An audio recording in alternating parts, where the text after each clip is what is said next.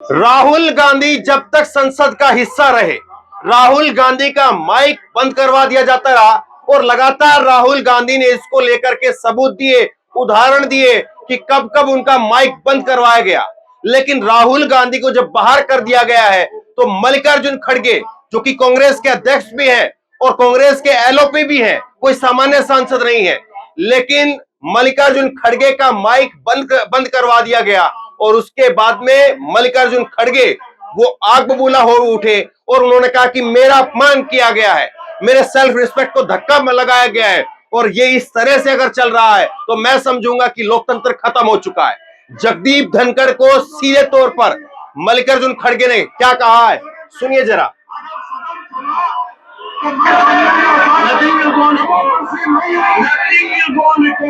इसीलिए मैं ये सोच के उठा था कि मुझे मौका मिलेगा और बात करने के लिए मैं पूरे अपने इश्यूज को सदन के सामने रख रहा था। और जब 50 लोग अपना 267 पे दिए थे तो मुझे अगर बोलने का मौका भी नहीं मिला, ठीक है, लेकिन कम से कम जब मैं बोल रहा हूँ मेरा माइक अचानक बंद करना ये मेरा प्रिविलेज है। आप उसको प्रिविलेज को धक्का, मेरा अपमान हुआ है, मेरे रिस्पेक्ट को आपने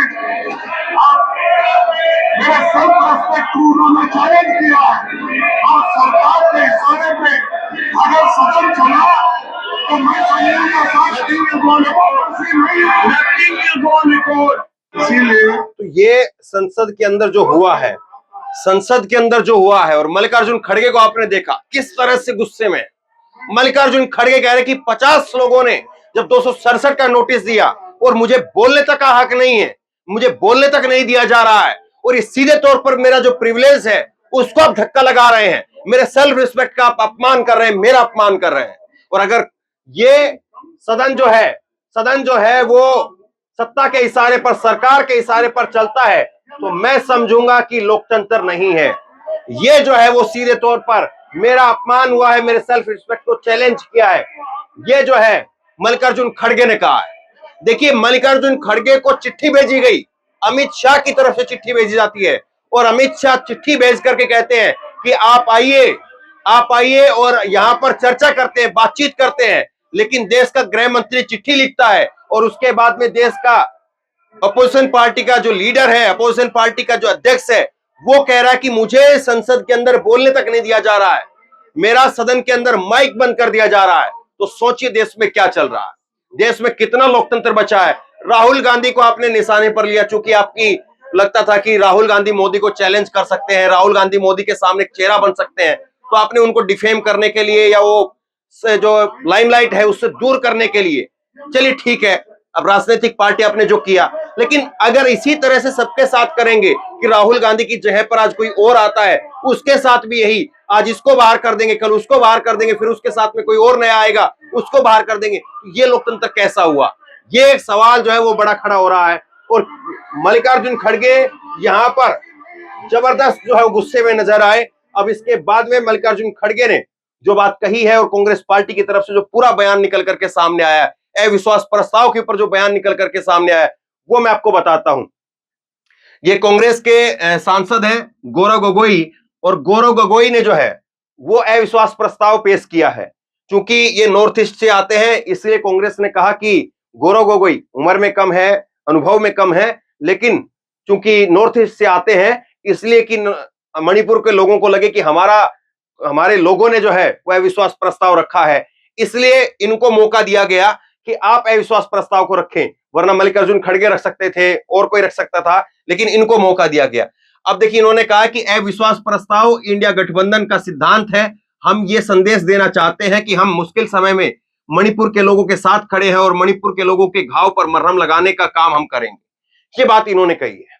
कांग्रेस पार्टी ने अविश्वास प्रस्ताव को लेकर के एक बड़ा जो है वो यहाँ पर बयान में आपको दिखा रहा हूं, एक बड़ा बयान जो है यहाँ पर दिया है। और कांग्रेस पार्टी कह रही है कि आपको पता है कि हमारे देश का एक राज्य मणिपुर 3 महीने से जल रहा है, हमारे देश के लोग असहनीय पीड़ा से जूझ रहे हैं। पिछले दिनों मणिपुर से आए भयावह वीडियो ने देश के लोगों के मन पर जो गहरा घाव किया है वो ताउम्र रहने वाला है। इस पीड़ा की, इस जख्म की बात सदन में करना इंडिया यही चाहता है, लेकिन प्रधानमंत्री मोदी अपने अहंकार में चूर मणिपुर पर बोलना नहीं चाहते हैं। वो हमेशा अपनी जिम्मेदारियों से भाग रहे हैं, अपने कर्तव्यों से भाग रहे हैं, अपने उन्हें जवाबदेह करने की नीयत से यह अविश्वास प्रस्ताव लाया गया है। ये कांग्रेस पार्टी ने स्पष्ट किया कि वह अविश्वास प्रस्ताव क्यों लेकर के आ रहे हैं, ताकि देश के एक हिस्से के बारे में बात करने के लिए उन्हें बाध्य हो, ताकि वो बताएं कि मणिपुर जलता रहा और वो चुप क्यों रहे, चुनाव प्रचार क्यों करते रहे। वे यह सदन के आंकड़ों से कहीं ऊपर इस देश की आत्मा को जीवित रखने के लिए लाया गया अविश्वास प्रस्ताव है।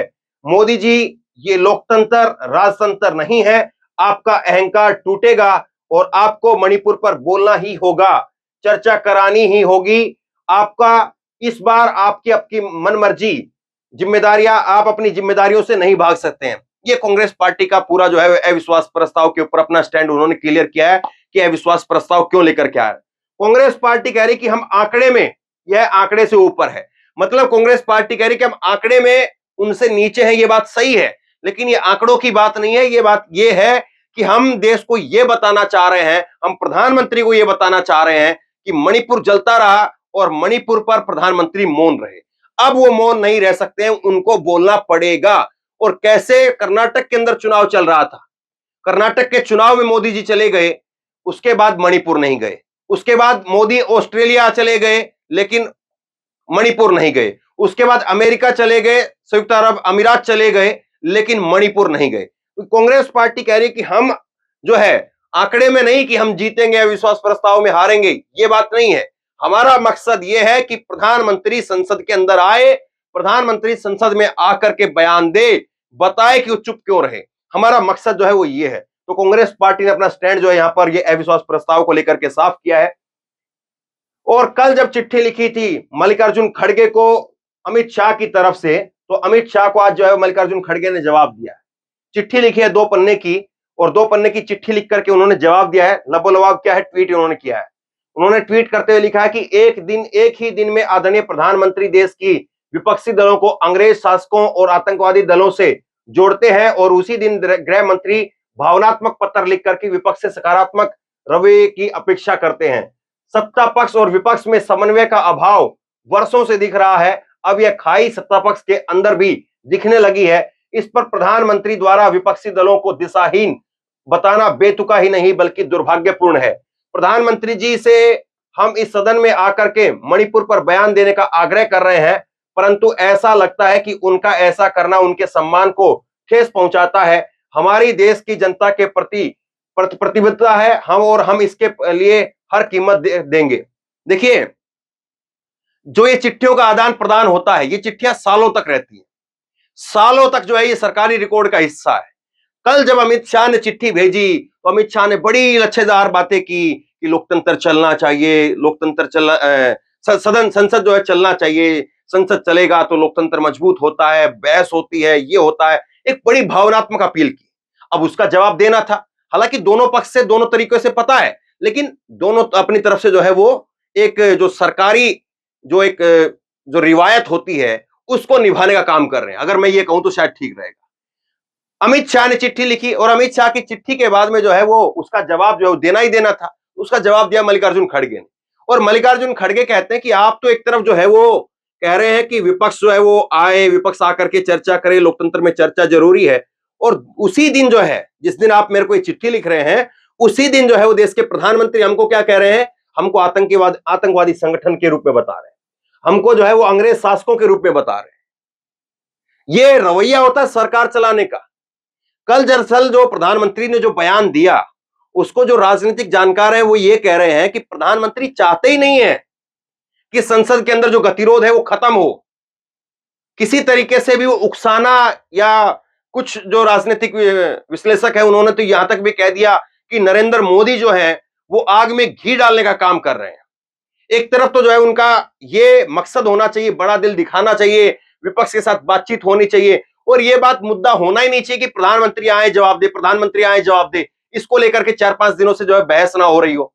प्रधानमंत्री को तो पहले दिन आकर के सबसे पहले बोल करके इस मुद्दे को खत्म कर देना चाहिए था, लेकिन वो उस काम को नहीं करवा पाए, वो उस काम को नहीं कर पाए, और उल्टा विपक्ष जो है अगर कहीं तरीके से भी शांत हो या विपक्ष को लगे कि चलो गृह मंत्री बोल रहे हैं तो उनकी बात को सुन लिया जाए, एक तरफ गृह मंत्री चिट्ठी लिखते हैं और दूसरी तरफ नरेंद्र मोदी जो है वो अंग्रेजों के साथ में और आतंकवादियों के साथ में तुलना कर देते हैं। तो आप बताइए कि कैसे विपक्ष जो है वो टेबल पर आएगा? फिर आपको टेबल पर बुलाना ही नहीं चाह रहे हैं। आप तो चाहते हैं कि हां, हम जो है चिट्ठी लिख करके ये कह दे कि गोदी मीडिया के जरिए देखिए सरकार तो तैयार है, सरकार तो चर्चा करवाना चाह रही है, खुद गृह मंत्री चिट्ठी लिख रहे हैं, लेकिन दूसरी तरफ आपके खुद जो है प्रधानमंत्री जो कि नेता सदन है, नेता सदन जो है अपने विपक्ष को अगर अंग्रेजों के साथ में और आतंकवादियों के साथ में तुलना करेगा तो विपक्ष से वो क्या उम्मीद करता है? क्या विपक्ष फिर जो है आकर के कोई सकारात्मक रवैया दिखाएगा? ये सारा जो है वो लबोलबाब मल्लिकार्जुन खड़गे ने कहा है। तो ये मान करके चलिए कि लंबी जो है अभी यहां पर जो ये रस्साकसी चल रही है चलेगी। अब अविश्वास प्रस्ताव के दौरान ये सारी चीजें उभर करके आएंगी और अविश्वास प्रस्ताव जो स्वीकार कर लिया गया है। आज जो है वो सुबह जैसे ही 10 बजे से पहले अविश्वास प्रस्ताव दिया जाता है, जैसे ही सदन की कार्रवाई शुरू हुई, अविश्वास प्रस्ताव को लेकर के स्पीकर ओम बिरला ने जो है इस पर कहा कि मुझे अविश्वास प्रस्ताव जो है वो मुझे प्राप्त हुआ है। और गौरव गोगोई जिन्होंने अविश्वास प्रस्ताव दिया उनको खड़े करके पूछा गया कि क्या आप पेश करना चाहते हैं ये, तो उन्होंने कहा कि हाँ पेश करना चाहते हैं। उसके बाद में जो तमाम एक जो प्रक्रिया है कि आप बताइए कितने लोग जो हैं देश की संसद के अंदर, कितने लोग इस अविश्वास प्रस्ताव का समर्थन करते हैं कि हाँ ये अविश्वास प्रस्ताव लाया जाए। उसके बाद में सोनिया गांधी, तमाम वहां पर जितने भी लीडर थे कांग्रेस पार्टी के या विपक्ष के, वो सब लोग खड़े हो गए। तो 50 जैसे ही सांसद वहां पर खड़े हुए, 50 की जैसे ही संख्या वहां पर मिली, लोकसभा स्पीकर ने उस पर जो है वो सरकारी अपनी मोहर लगा दी और उन्होंने कहा कि मैं तैयार हूं और मैं दोनों दलों के नेताओं से बात करूंगा कि अविश्वास प्रस्ताव पर चर्चा कब से शुरू की जाए। तो फिर उसके बाद में चर्चा का जो दौर है वो शुरू होगा, लेकिन जो रस्साकसी है वो खत्म नहीं हो रही है। और अविश्वास प्रस्ताव के जरिए विपक्ष ने, इंडिया ने जो एक बड़ा जो है वो विकेट ले लिया है और वो विकेट है यहां पर नामा नागेश्वर राव का। ये नामा नागेश्वर राव है और ये बीआरएस के सांसद है, बीआरएस के सांसद नामा नागेश्वर राव। और इन्होंने सरकार के खिलाफ जो है अविश्वास प्रस्ताव दाखिल किया। जो 50 लोगों का जो साइन है उसमें ये भी हैं नामा नागेश्वर राव। और आज ये मल्लिकार्जुन खड़गे के चैम्बर में जब बैठक हो रही थी तो उस मीटिंग में आए भी थे। और ये बड़ा विकेट इसलिए है, सरकार विपक्ष के लिए बड़ी जीत इसलिए है क्योंकि ये बेंगलुरु की उस बैठक में नहीं थे, बेंगलुरु की उस बैठक में नहीं गए थे। ये इंडिया का जो गठबंधन बना है उस इंडिया के गठबंधन में भी नहीं है। क्यों? क्योंकि तेलंगाना में इनकी सरकार चल रही है और तेलंगाना में कांग्रेस जो है वो इनके खिलाफ मजबूती से लड़ रही है और बीजेपी वहां पर कहीं नहीं है। वहां पर लड़ाई जो है वो कांग्रेस वर्सेस जो है वो बीआरएस की है। विधानसभा के चुनाव जो है वो यहां पर मध्य प्रदेश और राजस्थान छत्तीसगढ़ के साथ साथ तेलंगाना में भी होने हैं। तो चुनाव बिल्कुल सामने है, इसलिए दोनों पार्टियां वहां पर गठबंधन नहीं करना चाह रही, क्योंकि गठबंधन कर लेंगे तो फिर सरकार में कौन और कैसे, तो वो सब चीजें हैं। लेकिन यहां पर जो है कम से कम अविश्वास प्रस्ताव में उनको एक नोटिस मिल गया है। तो 2024 के लिए भी एक अच्छी चीज जो है वो विपक्ष के लिए कही जा सकती है। नीतीश कुमार सामने आए और नीतीश कुमार 11:30 बजे वो सामने आकर के कहते हैं कि प्रधानमंत्री को इस पर, मणिपुर के मुद्दे पर बयान देना चाहिए। वे प्रधानमंत्री सब दिन गायब रहते हैं, मणिपुर में जो घटनाएं हो रही है विपक्ष एकजुट होकर के इस मुद्दे को उठा रहा है। तो ये नीतीश कुमार ने जो है कहा है कि मोदी जी जो है वो गायब है, उनको आना चाहिए और आकर के अपना बयान जो देना चाहिए। अब सुप्रिया श्रीनेत ने कल जब मोदी जी ने जो बात कही उसको लेकर के सुप्रिया श्रीनेत का एक जवाब आया। उन्होंने कहा कि जब सामने इंडिया हो तो डर वाजिब है। मोदी जी भी बौखला गए हैं, इंडिया से भला कौन जीत पाया है। मणिपुर इंडिया के साथ में खड़ा है, मणिपुर के साथ इंडिया खड़ा है। आप भी कोशिश कीजिए, कब तक रणछोड़ बने रहेंगे और यह सब इंडियन मुजाहिदीन के एजेंट है क्या?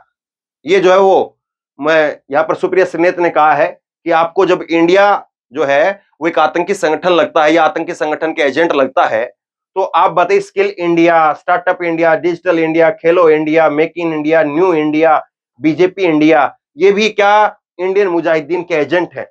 ये जो सुप्रिया श्रीनेत ने कहा है, सुनिए जरा उन्होंने क्या बयान दिया है।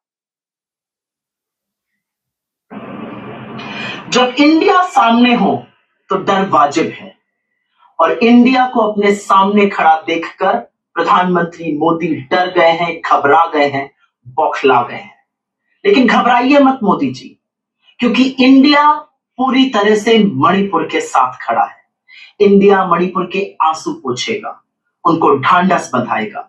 इंडिया पूरे देश की मोहब्बत मणिपुर तक पहुंचाएगा। ये इंडिया का वादा है।